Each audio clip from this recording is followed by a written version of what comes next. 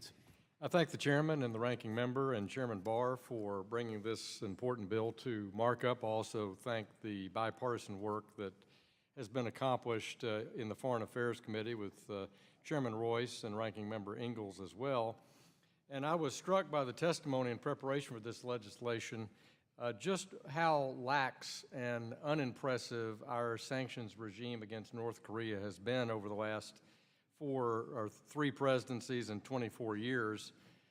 Really did not rank nearly to the level of Iran and certainly not Cuba.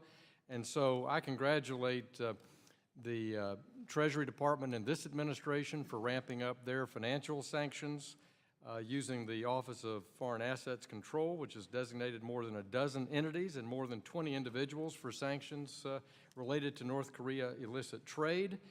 And they represent a broad cross-section of entities based in Russia, China, Singapore, Vietnam, Cuba, and North Korea itself.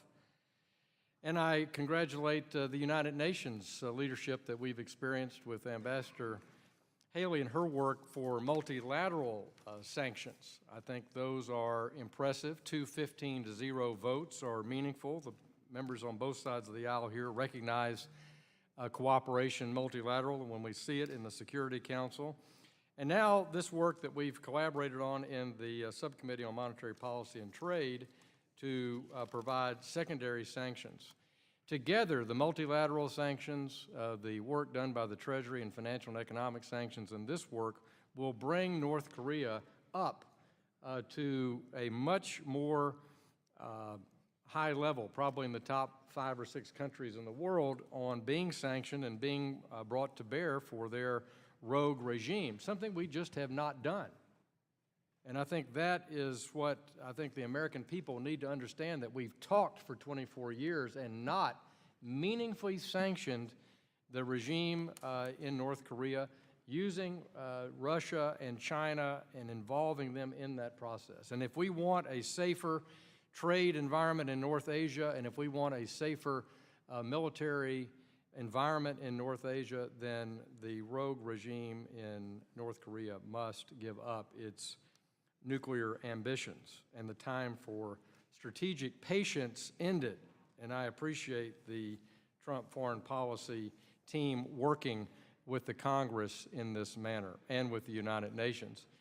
Further, Mr. Chairman, I want to thank Chairman Barr for shepherding this enhanced set of tools, as my colleague from Wisconsin described them, with International Monetary Fund and other, to aid in our enforcing the multilateral and bilateral sanctions, because the great gap in any sanction regime is in enforcement. And we do that through activating our Treasury and State Department officials and holding people's feet to the fire through the Security Council process. So I urge my colleagues to support this good bill, and I thank Chairman Barr for his work and leadership on it. I yield back. Would you yield to the chairman?